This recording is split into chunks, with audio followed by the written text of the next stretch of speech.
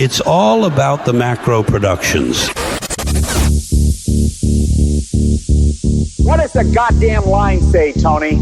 Please do not use gendered language. Then what? I'll be arrested, put in airport jail? Look, you're going completely sideways, man. It's a big club, and you ain't in it. How dare you? Mr. Speaker, the President of the United States. I'm Chris Hansen with Dave on NBC. Jack Marius Tack Theratrix. Hi, I'm Spartacus. Jackson, Sacramento, he, him. Steven Seagal. Sex offender guy. I'm Keith Morris. This is Muammar Gaddafi. I'm Rick James, bitch. Sorting through the lies. The hijacker's passport was found blocks from the World Trade Center crash site, if you can believe that. We cannot track $2.3 trillion in transactions. And uncovering the centuries-long plan for world domination. Learning about Cuba, having some food. Let's talk about Chinese people. Have you ever been in a Turkish prison? Swangles and Fort Lauderdale? I have sent 6 of my Libyan missiles to blow up the CS hardware department. Nothing could be more fun than jumping off a cliff with 2 German bisexuals. Oh, you English are so superior, aren't you? Thank you, comrade. And now, Macroaggressions. That's what assholes call it. With your host, Buddy, I don't know who you are, but you're about to get chlamydia. Charlie Robinson. Hey, Whitey, where's your hat? You want to drop the blame on Charlie and say it's all Charlie's fault. He was a retard. I get some goddamn diuretic.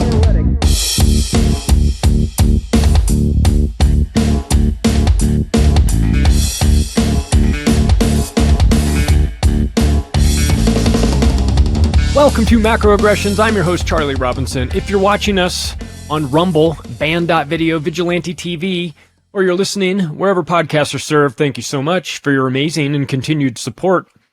We're now over 550 episodes, a little over 5 years, as we rush towards 10 million downloads. Thank you all for downloading the show. I appreciate it very much. Have you rated the show? I hope you'll give us 5 stars if you think we've earned it. We do our best over here. We appreciate our sponsors. They help to make this show go. My Patriot Supply has a landing page specifically for us. It's easy. Just go to preparewithmacroaggressions.com, and from there, the discounts will sort of be incorporated in, and they have sales running all the time. If you don't have storable food, you need it. It's easy to do. You can just buy it, or you can wrap this up in 5 minutes. But you've got to have it. You just have to. It's one of those things. It lasts for 25 years. So you can look at it a variety of ways, as a safety net, as an investment, as just in case of. There's a lot going on these days, and you just want to have that just in case. So take a look, go over there and see what you think. They've got survival gear, they have camping gear, they have solar panels. There's a lot going on over there at My Patriot Supply. And look, I hope you don't need any of this. I really do. I hope none of us do. And if you're somebody that thinks you need storable food, but you're not interested in going this route, that's fine too. Go to Costco and buy a bunch of rice and beans and things like that. But do something. Be proactive in this regard, because you're going to wish you could go back to this time when it was relatively normal and you could take care of all the things that you knew you should have done, but you didn't do because you thought you had more time. So I'll tell you what, when you've got storable food that'll last you 25 years, shaves a bit of that issue off, right? You can be early by 2 years and it's still going to be okay. So go to preparewithmacroaggressions.com. The link is down in the notes below. The link is also at my website, macroaggressions.io. You can just get yourself sorted out, or take care of somebody in your family who may be out of state. Buy them some storable food and have it drop shipped to them. So preparewithmacroaggressions.com. Also, our good friend Tony Arterburn at Wise Wolf Gold and Silver has a variety of programs available for you. If you have an IRA or a 401k and you're a little bit concerned that you don't want all of your eggs in the stock market or bond market basket, that's reasonable to have those issues and to think maybe I should do something else with it. If you want to convert it into physical gold and silver, you can do that. Tony can do that. You have to have the right license. You have to know exactly what you're doing. But Tony has done that for a ton of Macroaggressions listeners. You can go to macroaggressions.gold and check it out. see what he's working on. You can message him if you have questions about it. He'll get back to you. If you want to become a part of the Wolf Pack, which is an auto buy program for gold and silver, you should. I've been a member now for 2 years since they started. You get a little box delivered to your house every month with silver and gold, little pieces of gold, whatever. The best bang for your buck. Tony and his team put it together. They try and find the best value that they've got. And they've now got thousands of members that are participating in this. It is the best move you'll make. You can dollar cost average into gold and silver at a reasonable price every month. Set it and forget it. You don't even have to worry about it. Go to macroaggressions.gold. Take a look for yourself. See what you think. Talk to Tony Arterburn if you need to for your IRA and 401k. There are solutions. You just need to know about it. So check it out. All right. Well, let's talk about Israel. Let's talk about the Greater Israel Project. This is something that is extremely relevant these days. We've been sort of tiptoeing around the edges of it, I suppose, in the sense that I don't think I've done like a full breakdown of Israel on this show. I've talked about it plenty, of course, and if you're writing books about control structures, like I did, you're going to come up against the influence of Israel. It's very real. It is only theoretical in the sense that they would like you to pretend that it doesn't exist. This influence, this Jewish influence, and the Israeli influence, and we're going to have to define some terms here because this is a landmine topic, but I don't mind. I don't mind talking about it. You can be Israeli, you can be Jewish, you can be a Zionist. You can be all three of them at the same time. You can also be Jewish who's not a Zionist, and you could be an Israeli Jew who is apoplectic about what your government is doing on your behalf. Much as those, in the same way that we in America, we're not involved in what our government does. We have no, we're not cheerleading this. And if there are segments inside America who are strongly opposed to the actions of their government, it stands to reason that there are segments inside of Israel who are strongly opposed to the actions of their government as well. So I don't want to make any sort of broad generalizations that everybody in Israel believes a certain way, because we know that that's not true. There is a majority feeling, though. You definitely would be in the minority if you were in Israel with a massive problem about what your government is doing to the Palestinians or to the Iranians or to any of your neighbors, right? You certainly would want to keep that under wraps. That's not something that is, there's not a huge appetite for that, at least from the Israeli government. So, we'll just wade into this. I want to talk about Greater Israel. I want to talk about how Israel came into being, the Balfour Declaration. It's one of these topics that maybe you've heard of, but we'll go into a little bit more detail. We'll talk about the modern state of Israel coming into existence in 1948. We'll talk about how it was designed to be a rogue state from the beginning, the influence of the British, the influence of the British Zionists, the Rothschild factions, and we'll wrap up with a more detailed explanation about exactly what Greater Israel Project is and what they're looking for and what their end goal is. So it just kind of takes me back to a statement that David Icke has made plenty of times. Know the outcome and you'll see the journey, right? If you know where they're trying to go, then you can work backwards and figure out, well, how would they get there? How do you go from where we are now to where they want to be, just work it out. And if you know about the Greater Israel Project, that is, know the outcome and you'll see the journey, right? The outcome is the Greater Israel Project, right? So what is the journey? Well, the journey is, how does Israel get itself to a place where they have put the Greater Israel Project into being? It will require a remaking of the Middle East, but if Israel has it their way, the United States empire will be the ones in charge of remaking it, right? We'll do all the dirty work for them. That's how they see it.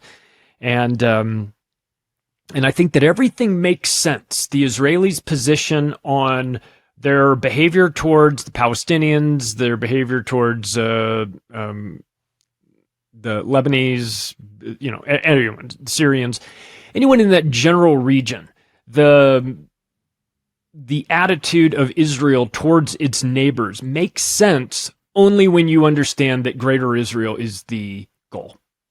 Okay. And otherwise, it'll feel a bit disjointed.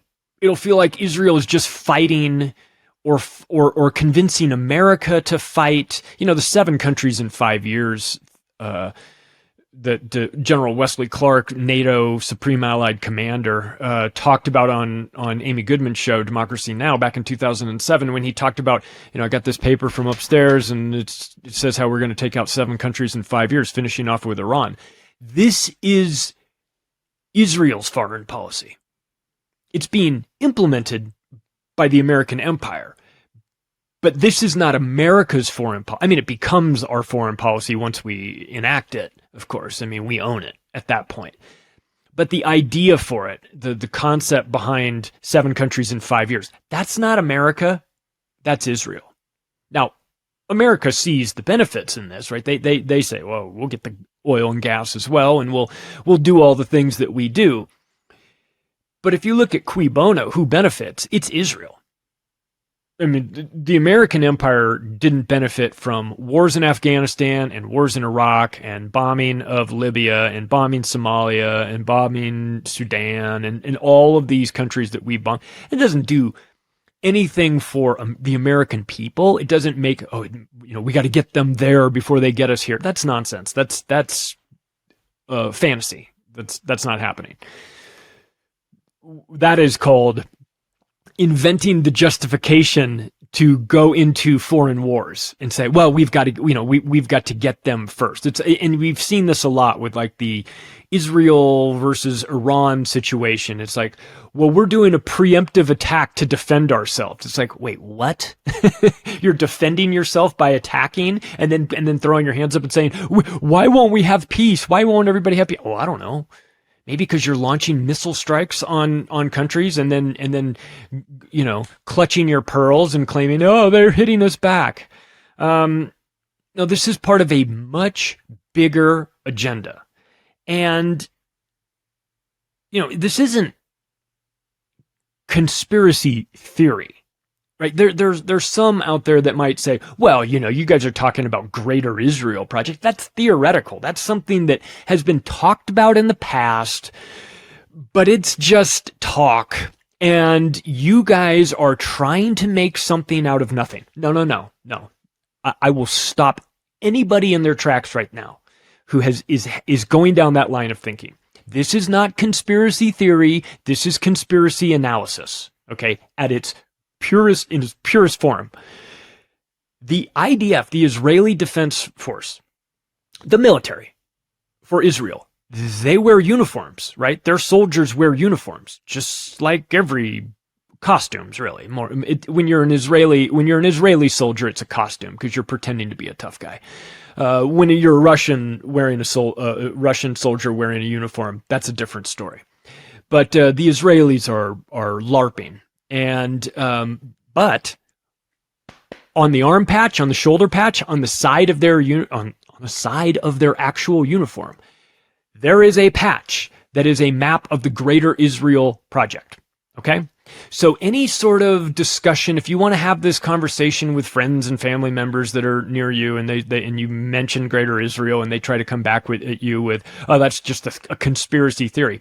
Well, if it's a conspiracy theory, why do they have arm patches with the map of the Greater Israel Project? I mean, that's the follow-up question.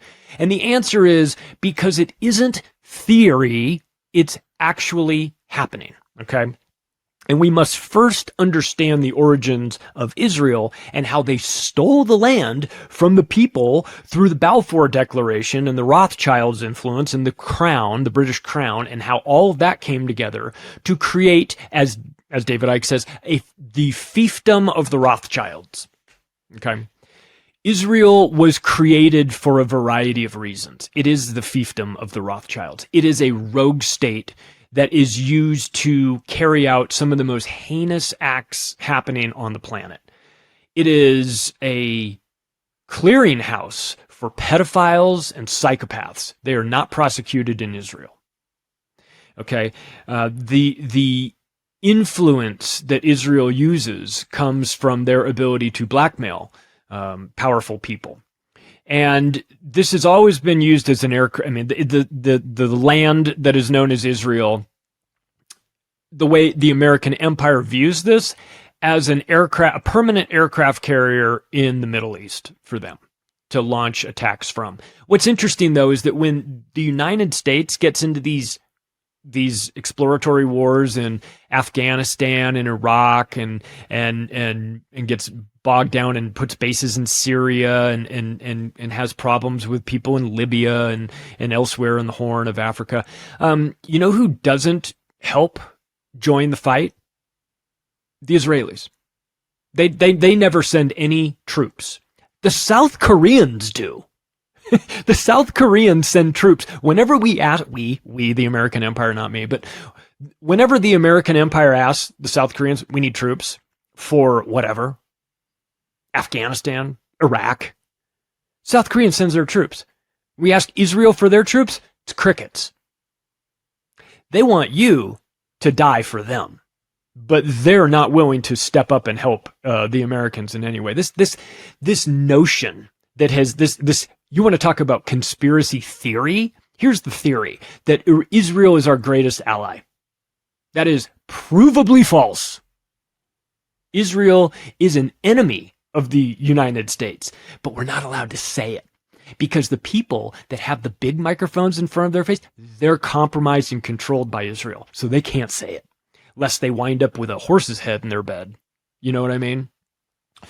So let's talk a little bit about the Balfour Declaration. This is something that came about in 1917. You know, it's 100 years ago. It's tempting to be sort of like, I don't know, like dismissive or tune out when you start talking about something that happened that long ago. But it's very important, and I'll try and make it as interesting as possible. But a letter was written by Lord Balfour, Foreign Secretary. And he wrote this to Lionel Walter Rothschild, 117-word letter, very ambiguous. But in that letter, it is Lord Balfour is telling Rothschild that we're ready for, we want a home for the Jewish people in Palestine. Okay, and this was pushed by the Zionists, and Rothschild was head of the English Zionist Federation. So this is a Zionist operation. Now, again, back to defining terms. You can be Jewish and be a Zionist. You can be Jewish and not a Zionist. You can be a non-Jew and be a Zionist. Zionism is a political designation. It's not a religion. It's are you a Democrat or Republican? You know, in America, to put it in sort of perspective. It's like, how dare you called me a Democrat. How dare you insult my Christian roots? It's like, nobody's talking about Christianity. We're just saying, what political party are you in? Are you a Democrat or Republican? Are you a Zionist? Whatever. So when you hear people talking about, you know, being critical of the Zionists, and then Jewish people go, I can't believe how anti-Semitic they are. No. You need to define your own terms. You need to understand what Zionism is and what it isn't. It isn't religious. I mean, it's a bloodthirsty and psychotic ideology that throws everybody under the bus. Okay, but it's not religion based. And Joe Biden said it. You know, you don't have to be a Jew to be a Zionist. I'm a Zionist and proud of it. Yeah, and you're also a pedophile, which means that you would be welcomed in Israel, where they harbor Jews across the world who are wanted for pedophilia. They harbor them in Israel and give them safe haven. So, I mean, if you're like, what kind of country is Israel? Well, it's that kind of country, just so you know. And it's and its history is in dispute. Okay, and the same people who were involved in the creation of the state of Israel are the same people that were blowing up the King David Hotel and creating the concept of international terrorism. Okay. So, back when the Balfour Declaration was being sent and was going through the motions, this is at the tail end of, well, I guess it's right when it's during World War I. Okay. So you've got World War I. World War I is going to wrap up. They're going to slap these massive sanctions on Germany. They're basically cripple Germany for its role in World War I. And while this was going on, there's negotiations that are happening that say, hey, we want this land. You know, this Palestinian land, this down there kind of on the Mediterranean, like we want it for the Jewish people. Okay. And at the time there were 700,000 Arabs living in Palestine. So if you talk to people who are, you know, if you talk to Jews who went through like synagogue, Sunday school and things like that, when you ask them about the history of Palestine, they will tell you it was unoccupied. The Jews just showed up and it was like vacant land. It's not true. There were 750,000 people there in, 100 years ago, with populations what they were 100 years ago too. So this would be a much bigger number had it been in modern times. So this idea that it's like it was empty land and that we just showed up and took it because no one was there, that's a lie. It's not only not true, it's an intentional lie to make you think that the people who took the land were not the bad guys. They're the bad guys. When you come in and steal the land. Oh, by the way, the American Empire, America, we stole a bunch of land too. I mean, it's probably part of the reason why the American Empire and the Zionists have so much in common, because there is not a line that they won't cross. When it comes to taking other people's stuff or murdering them or making an example of them, the American Empire and the Zionists are lockstep. Okay. But there were 700,000 Palestinians when they sent the declaration, but they had ideas on how to remove them from the land, if not the planet entirely, which they eventually got around to. But in this Balfour Declaration, it's important to realize there was no mention of a state for the Jewish people, just a home. Okay? When I say this is an ambiguous document that was very short, that's what I'm talking about. Lawyers would tear it apart, right? They would have a field day with it. There's no time frame in the document. You're like, a home for the Jewish people when? Today? Tomorrow? Next week? 10 years from now? 100 years? What are we talking? That was left out. There's no explanation of how this would be accomplished. It's just that it would be accomplished. There's no maps. There's no definition of what land we're talking about here. The Arab leaders voted against it. And frankly, Britain had already promised this land to another party, to the Sharif of Mecca. After the defeat of the Ottoman Turks, World War I, the land's already spoken for. So this idea that Lord Balfour is going to go, oh yeah, that land over there, we want it, and we want it for the Jewish people. It's like, well, first of all, there's Arabs there. And second of all, we promised it to the Saudis. Or, well, they weren't technically the Saudis at this point, but you know what I mean. The Sharif of Mecca is. So, anyway, this doesn't get resolved in the aftermath of World War I. It still takes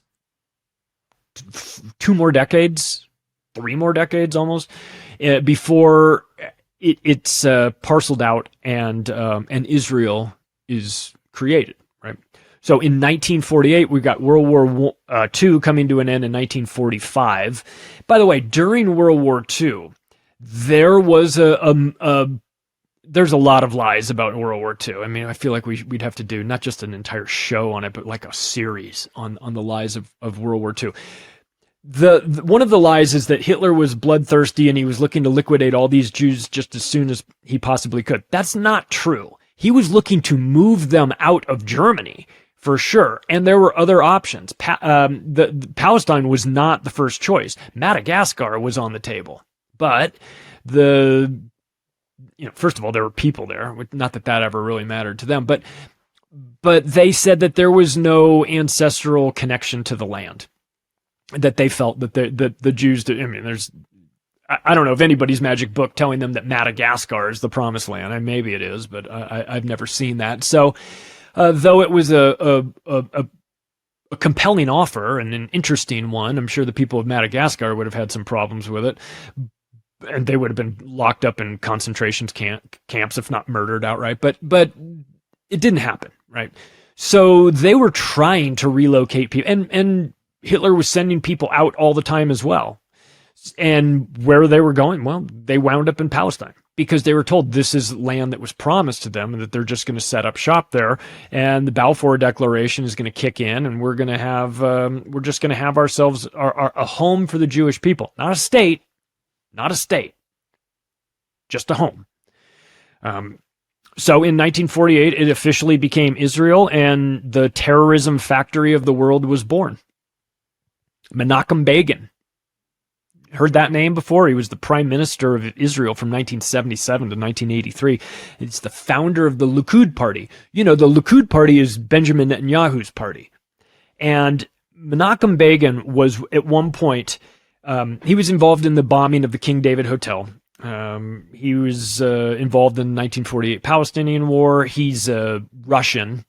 You know, I mean, back then nobody was really from Israel. They're all from Russia or, you know, Eastern Europe, Poland, you know, like Netanyahu. You know, Netanyahu's not from Israel, right? He's Polish.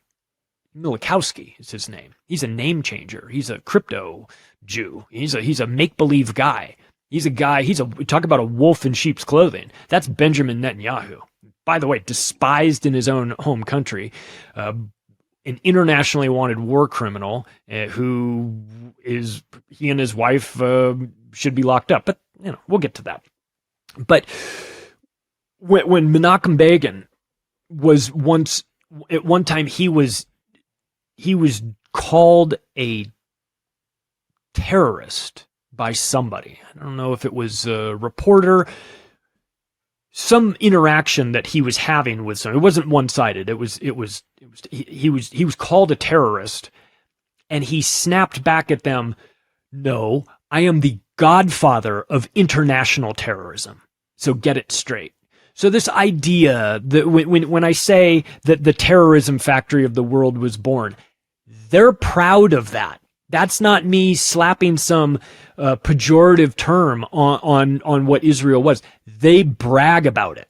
Menachem Begin clarified he's not just a terrorist. He's the godfather of international terrorism. And he was the prime minister of Israel. Okay? So you have to understand, this is the mentality of the people who are occupying high positions of power inside of Israel. Bloodthirsty psychopaths. Okay? So, and look at Netanyahu. Take a look at that guy. That guy should be studied for years. Talk about sociopathy in right there in front of a bank of microphones all the time. So after they took possession in 1948, their state of Israel was born, they immediately started murdering Arabs, like immediately, and stealing their land. Then they got to work on stealing nuclear technology. Okay, have you heard of the Dimona nuclear power plant? Well, there is a belief, and I think that they're probably right. If you want to stack up all the reasons why JFK was killed, there's plenty of them, right? It wasn't just that there was one person. You know, you could have brought in a dozen suspects and asked them why they wanted JFK dead, and they would all have different reasons for it. But the registering AIPAC as a foreign agent and the and JFK not playing ball with the nuclear secrets and nuclear technology and any sort of help with Dimona nuclear power plant more than likely contributed to his death. Now it makes for a better story in the U.S. when you say Cuban nationalists or people tied to Cuban nationalists, you know, were involved in shooting him, because you don't know any Cubans. You know, they can't say, Oh, he was whacked by Israel. Because you'd say, well, but isn't Israel our greatest ally? Don't we have all these relationships with them? You go, but they murdered our president and we're supposed to like look the other way? No, you're supposed to blame it on Cuba. You're supposed to blame it on a lone gunman who is acting at the behest of Cuba, though none of that stuff makes any sense, of course.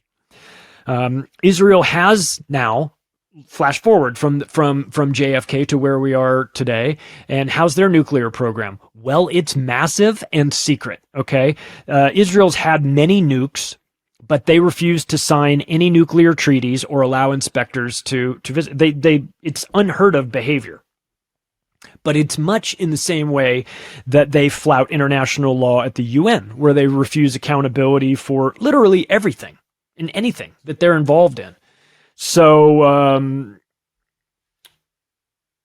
what happened was, so I'd mentioned that the group, Menachem Begin and his group behind the bombing of the King David Hotel, this was a Zionist paramilitary group called Irgun, I-R-G-U-N, Irgun.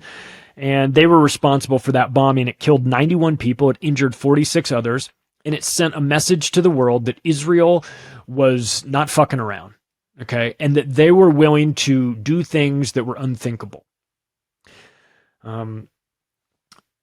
So what does it look like these days?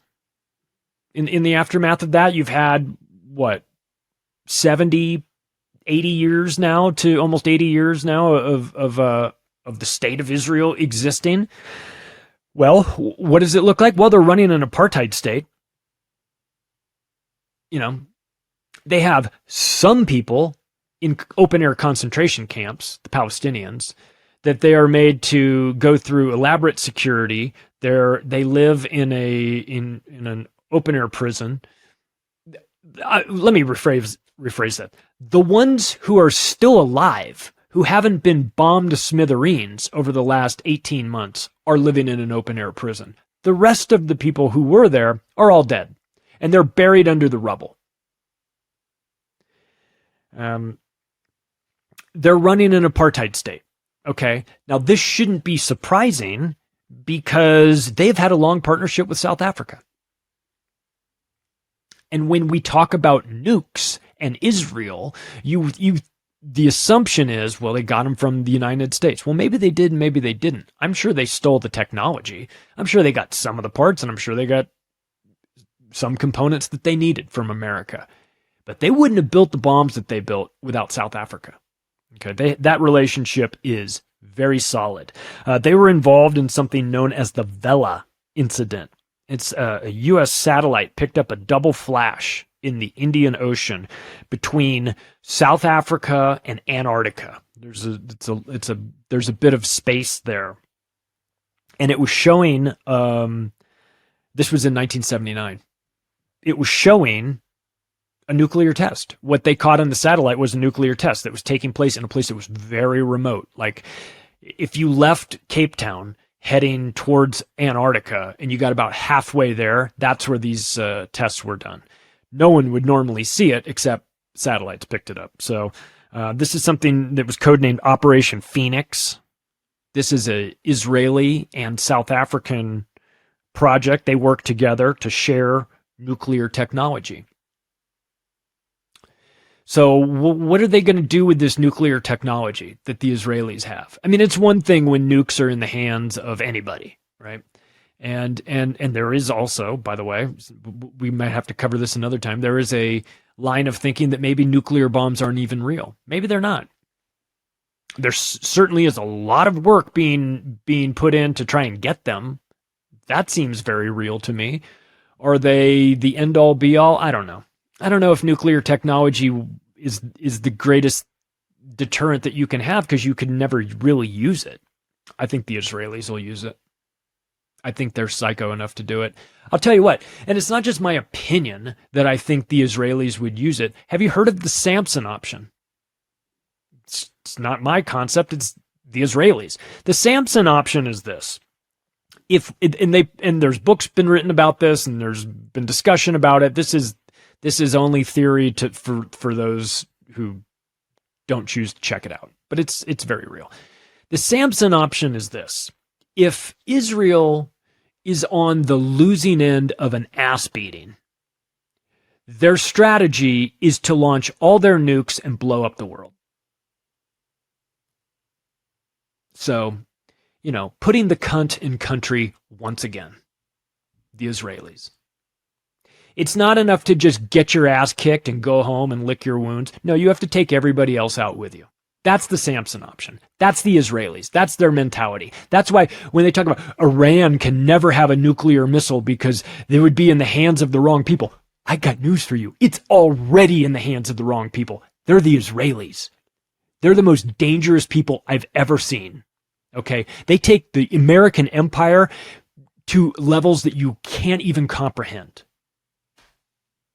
And the American empire dropped 2 bombs on Japan.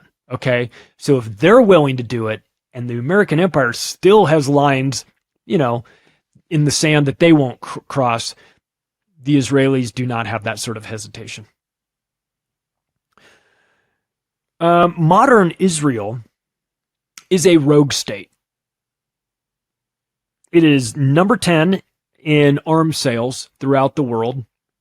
It has the, in my opinion, I think the top surveillance technology. You'd probably, if we were having a contest here, you'd probably have to talk to China about what they have, though they wouldn't tell you. God knows what DARPA is creating. So America would be on that list too. But surveillance technology, the Israelis are really good at that. And Unit 8200, their cyber terrorism unit, they're some of the best in the world, right? So there's, and that's, I think, also what makes them so dangerous. It's one thing if you've got a hair trigger and you want to launch bombs that'll take out the rest of the world. It's another thing if you can actually do it. The Israelis are extremely smart. Okay? They're capable. That's what makes them dangerous. If they were just, wearing flip-flops and riding yaks into the mountains and just talking about how America's the great Satan and they're going to blow up the entire world, you'd go, yeah, whatever, right? But when the Israelis talk about it and they have concepts like the Samson option, you have to take them seriously because they're of a mentality that they'll take everybody down. They just really don't care. They view it's them against the world. And they will use all the other countries to the extent that they can. But as soon as you pick up on what they're doing and you recognize the behavior of the Israelis, it's always about them. You can't partner with them on anything. You'd be watching your back the entire time. They're not to be trusted in any level. Now, again, to be fair, neither is the American empire, which is part of the reason why they work well together. These are 2 hardcore felons committing jobs together, pulling, home invasions together. Because they don't get that fear when they crack the back door and come into your house in the middle of the night. They're ready for it.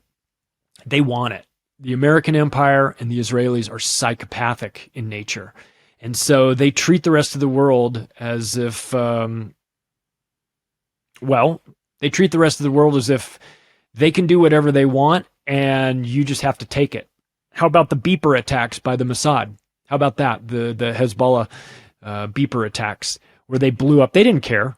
You're going to blow up a guy who's got a beeper. What if the guy with a beeper has got his daughter on his lap? They don't care. What if he's in an airplane? What if he's in a commercial airplane and you blow him up? Blow his beeper up and blow up the entire plane. They don't care. They don't care. The Israelis don't care about collateral damage. They don't care about kids getting killed. They don't care about women getting blown up. They don't care about children being sniped in the head in Gaza. They love it. They celebrate it. They talk openly about it. They make t-shirts about it.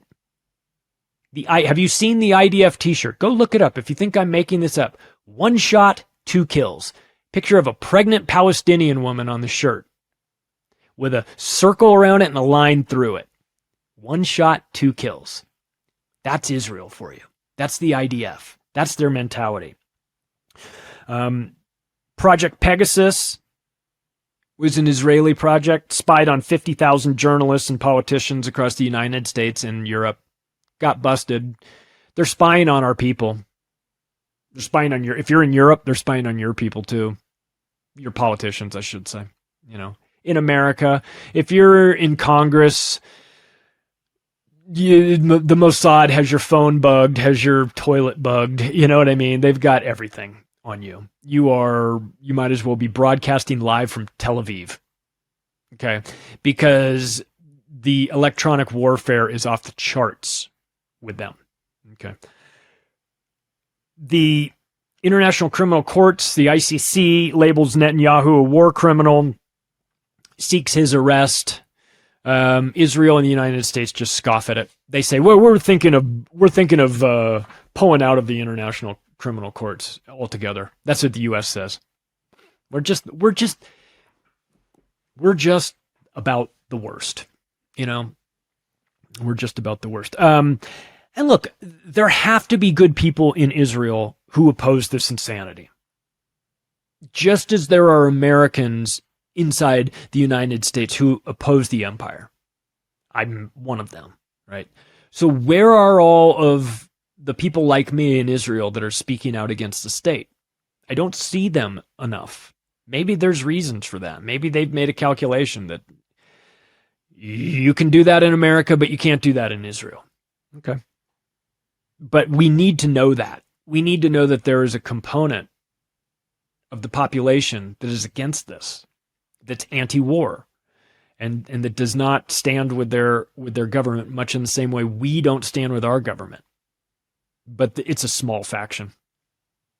Have you seen the man on the street interviews? Have you seen the ones Abby Martin did some a couple years ago where they interviewed these people? And I know man on the street interviews, you can edit that however you want, or you can keep people out. But she spoke with a variety of different people, young women, older men, a broad spectrum of demographics there. Their answers about what should be done to the Palestinian people were terrifying. You know, just a little old lady down the street. What do you think should happen? Oh, we should kill all their children too. God, we got to get rid of all, it's not enough to kill them. We have to kill all their children. Oh, it has to be done. Oh, you know, it has to be done though. It has to be. You listen to their justifications for it and you go, this is a sick culture. This is a culture that cannot be helped. I'm sorry. I have seen some of the people in Israel talking about their belief system towards the Palestinians, and it's impossible to be the good guys when you think that way. So, but look, the reprehensible behavior by many of the Israelis, you know, that aren't in that small segment that don't want this, you know, they must be called out, because it is the reason why the world will never trust these people again. The world is now starting to become vocal about their feelings on Israel. They lost the PR battle a long time ago. October 7th was a catastrophe for them. But I have questions. You know, I have questions for the people of Israel. Much in the same way, people in the Middle East, I'm sure, would have questions about me, about my government.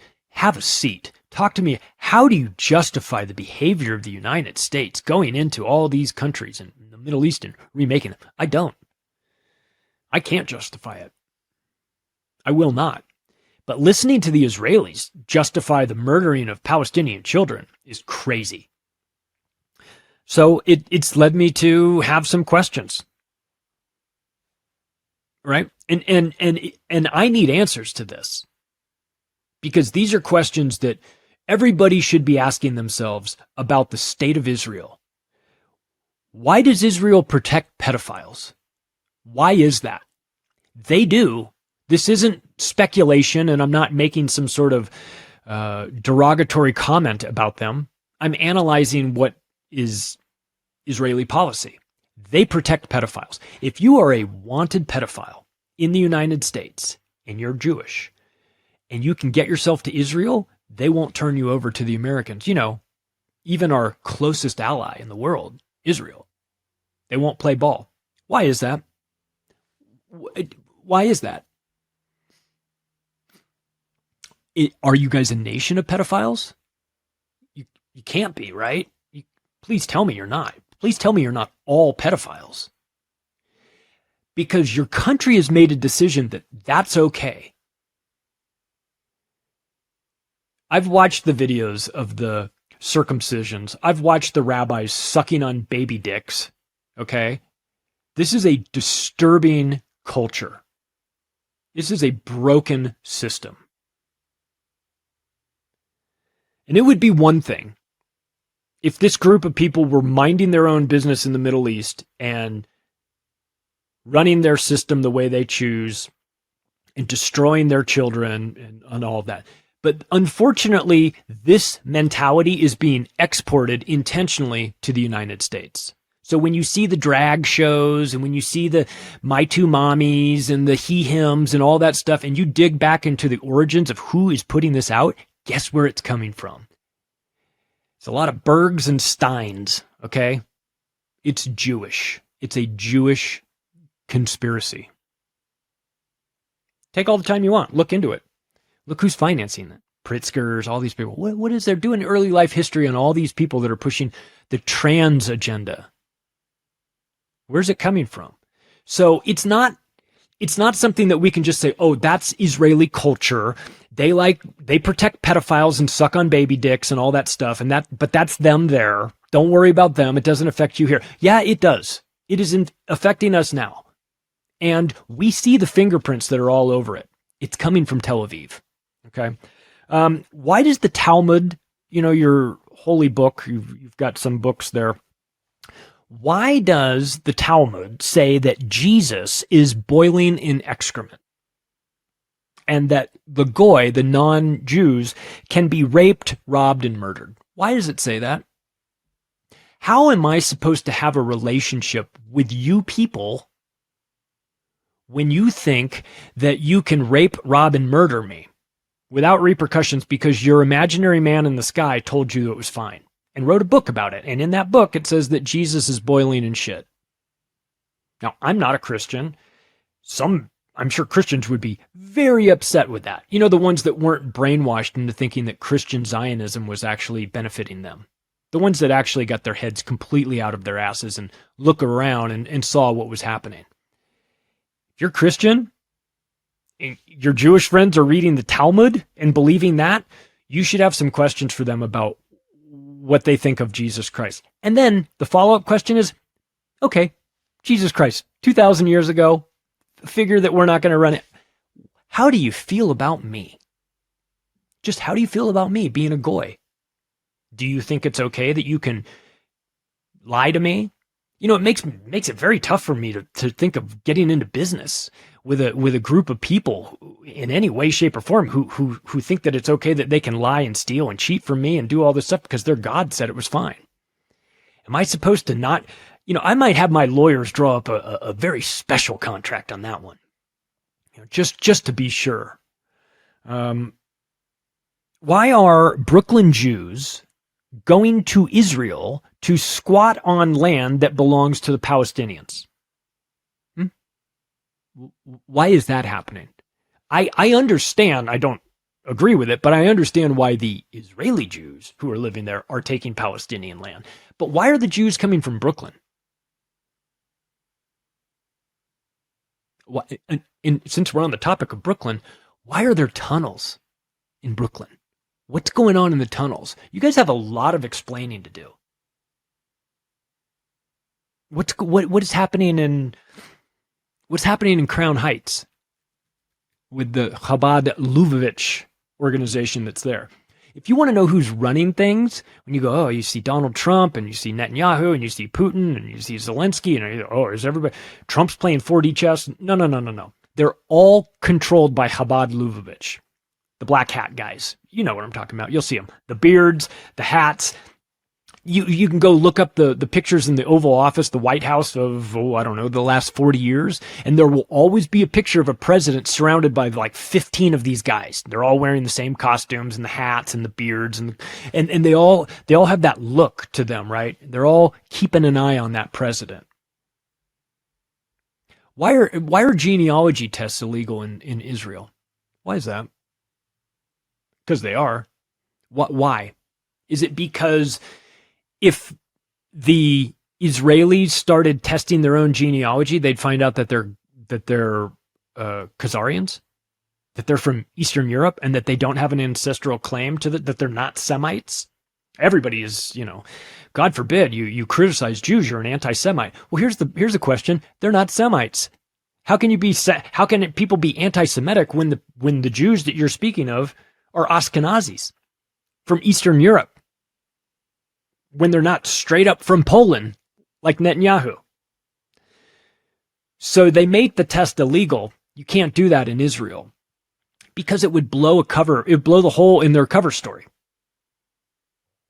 Well, we have an ancestral claim to this land. We're all from here. We've been oppressed, and everybody's okay. Well, let's do the genealogy. Nope, can't do that. Why is that? I wonder. Isn't that interesting? Why does the global organ harvesting industry run through Israel? Why? Is it because it's a lawless country? Why did Israel shoot up the USS Liberty back in 1967? And how big of a Zionist was LBJ? The answer, one of the biggest.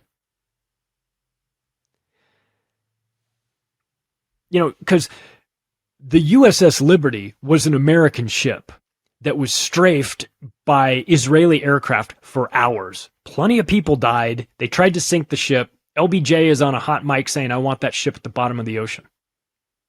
He wanted that ship blown up, blamed on the Egyptians, so that the United States could enter a war on behalf of Israel. The ship didn't go down. It blew a big hole in the story. Again, when the general consensus is that Israel is our greatest ally, you're going to have to show me your work on that one, because I'm not going to take your word for it. Because if Israel were our greatest ally, they wouldn't have shot up the USS Liberty, and they wouldn't have done 9/11. Oh, and they did 9/11. Let's be crystal clear about that. They weren't the only ones, okay? There was a neocon segment of the Bush administration.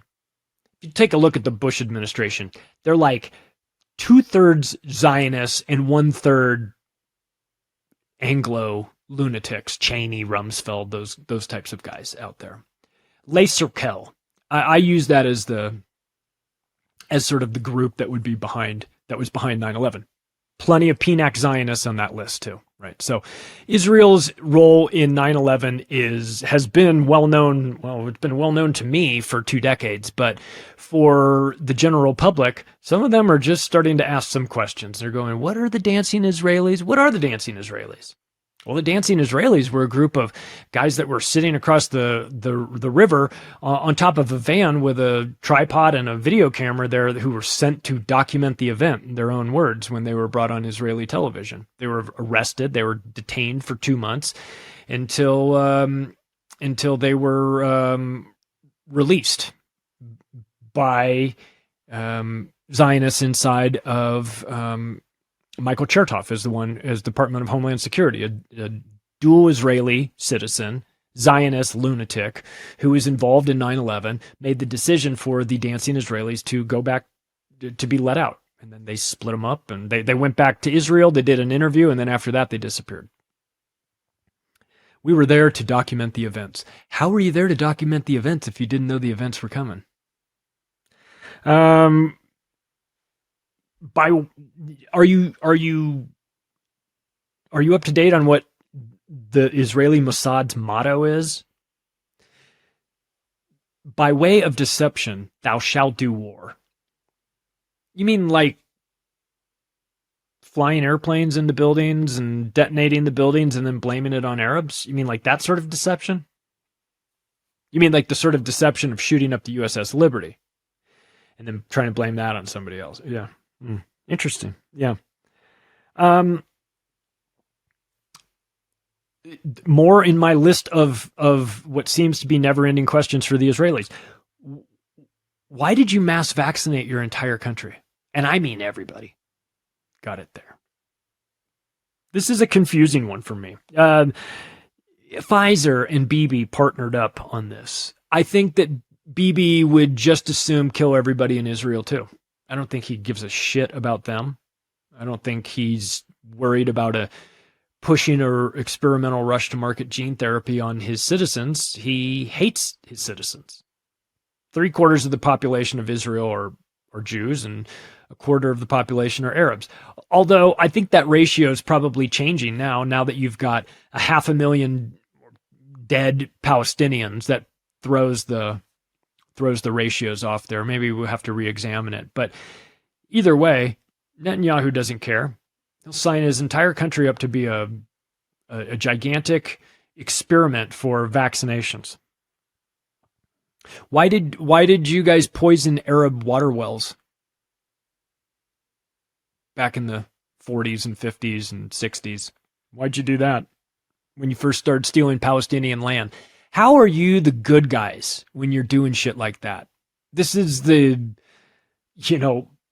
measles-filled blanket story that the Americans have. This is Israel's version of that. Poisoning the water wells to kill. I mean, just terrible, unscrupulous behavior by psychopaths.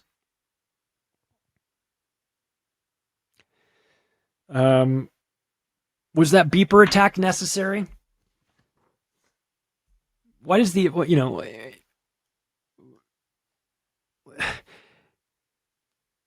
why did the Israelis? This happened recently. This happened like a couple of weeks ago. Why did you guys call Iranian generals on the phone and tell them to make videos denouncing the current regime, or you were going to murder their wives and children? That's what the Israelis told the Iranian generals. This was when they were supposed to be in this ceasefire that lasted, I don't know, hours.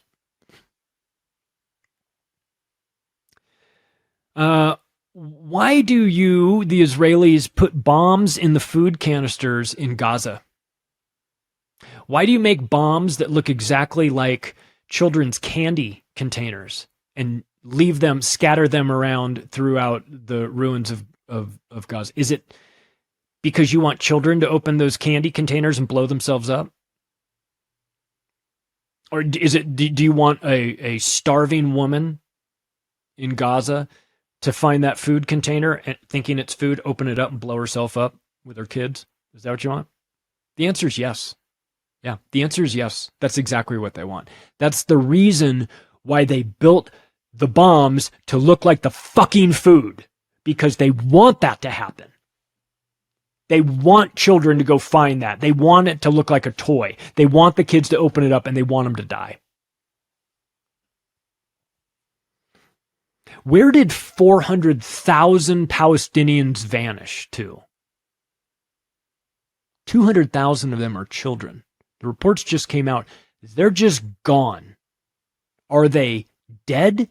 Are they trafficked? Are you cutting out their organs and harvesting? Israel is the largest organ trafficking hub in the world. Maybe Ukraine was in the running for that, but not as much anymore. What'd you do with all the kids, man? What'd you do with 200,000 kids?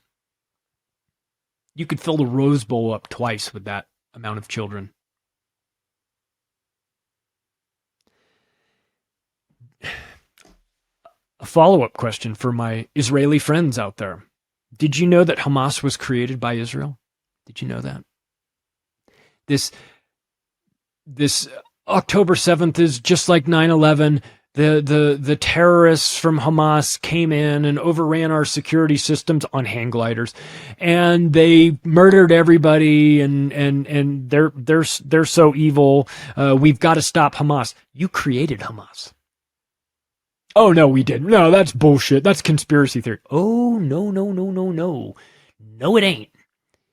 Early 80s, Hamas was created by Israel to be a counterweight to the Palestinian Liberation Organization. You would know that the leader of the PLO, Yasser Arafat. Remember when Yasser Arafat was a huge fucking problem for everybody?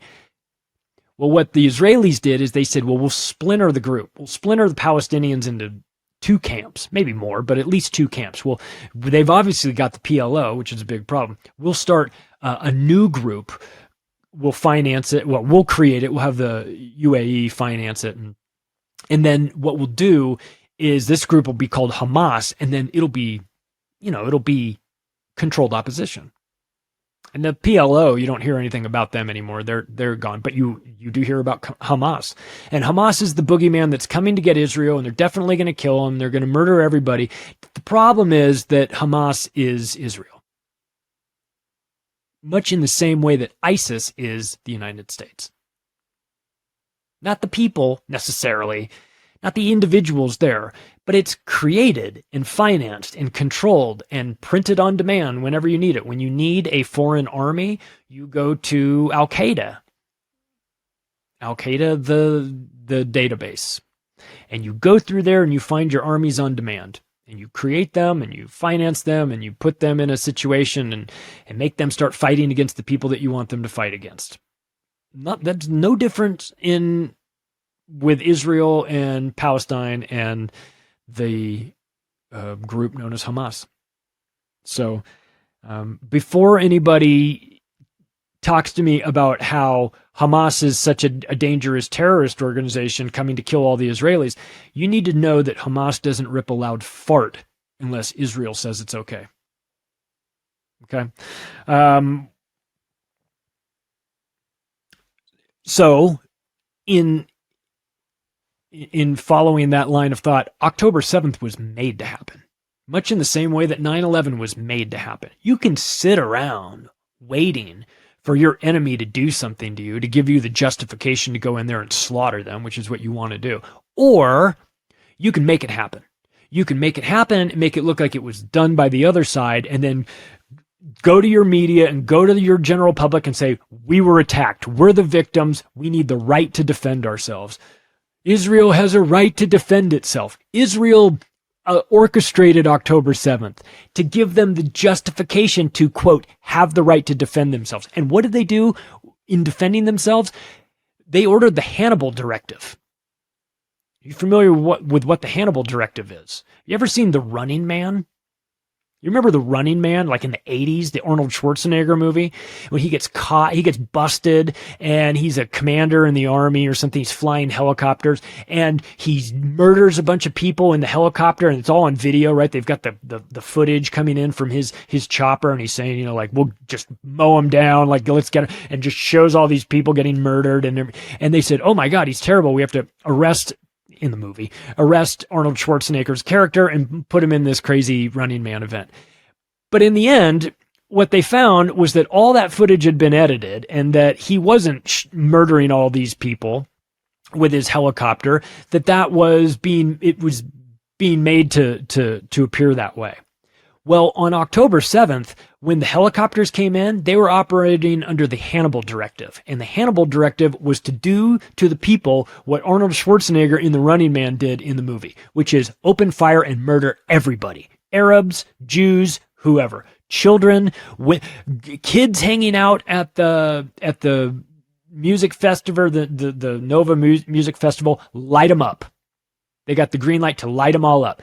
So for those of you Israelis who lost family members in the October 7th, you have to take that up with your own government because they were the people that murdered them.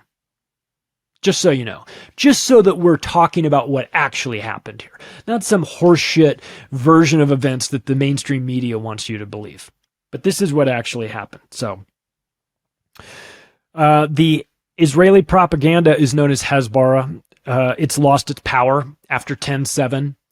People started to ask questions, and the answers that they got were not what they were expecting, and it's led them to have additional concerns about the behavior of the Israeli government towards its own people. We know what they'll do to the Palestinians. But did you know that they're just as bloodthirsty against their own people? They simply do not care how many eggs they have to break to make this omelet of theirs. In fact, they love breaking eggs. They love it. It's cultural.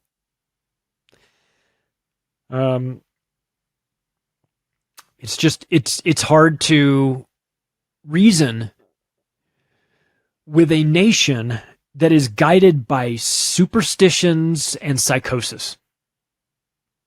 It's tough to reason with them. Let's wrap up with this. Let's wrap up with what I said I would tell you what the Greater Israel Project is. First of all, there's nothing great about any of it. It's just war. It's just the sales pitch for expansion of their territory and war. What they want in this is they want to take over many of their enemies. Well, not even many of their neighbors. And they may not even be classified as enemies. They will be. But at least in this particular case, they want part of Egypt. They want the Sinai Peninsula part of Egypt. You can grab a map and take a look at what that is. But that would give them control over the Suez Canal, which would be a real problem. They want all of Lebanon. They want all of Jordan, and they want all of Kuwait. If you look at the map, all of those countries are completely captured by that. They want half of Saudi Arabia, and they want half of Iraq, like the, western half of it. They want most of Syria, and they want a very small part of Turkey. Okay. What this would do is this would give them access to the Persian Gulf through Kuwait. Kuwait is up at that top northwestern part of the Persian Gulf.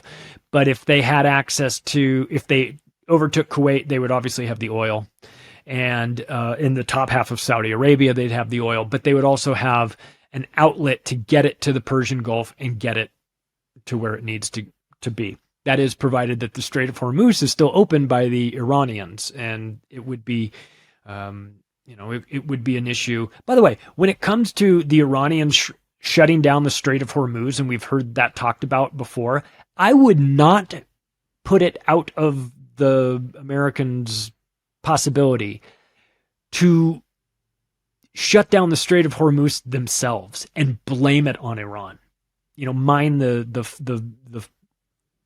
floor, the ocean floor, and do all the things that they've got there. I wouldn't put it past them. So we'll see. We'll see how that goes. But if the Greater Israel Project were achieved and this land was consumed by Israel and we lived in a world, in a post-Greater Israel universe, then what this would do is this would give them access to the Persian Gulf through Kuwait.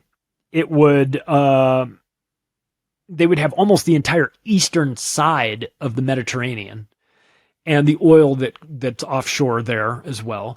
They would have the ability to build that pipeline that they've talked about that's been on the drawing boards for Genie Energy, which is Cheney and Rumsfeld and all those guys partnering with the Zionists to build a pipeline that runs through Syria and runs through, I think it kind of branches off. Part of it runs through Israel and Gaza, out to the ocean that way.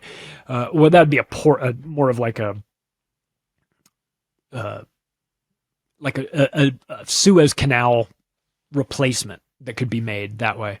And then all the oil pipelines that they have plans on. And you can look them up. I mean, this isn't me talking about them. You can go look up Genie Energy and look at what they have planned for it. And you go, oh, well, this will never work because all these countries are in the way. You'd never get these countries to agree. Oh, you're right. You wouldn't. But what if we destroyed the other countries and then it was all Israel? Then we could do whatever we want, right? Well, yeah, I guess you could. So this would be oil, gas, and pipelines, and, by the way, Greater Israel Project would butt up right to Iran, right on their doorstep. I'll tell you, I think ambition, arrogance, mental illness, and greed will ultimately sink Israel. Any country advertising the Samson option is a rogue state and a very large danger to the world. Be aware of this and plan accordingly. Hey, if you like this episode, you can take the additional step right now of sharing it with your friends and family. If you want to connect with me, macroaggressions.io is the place to do that. Please bookmark activistpost.com, naturalblaze.com. Thanks, everybody. I'll talk to you again soon.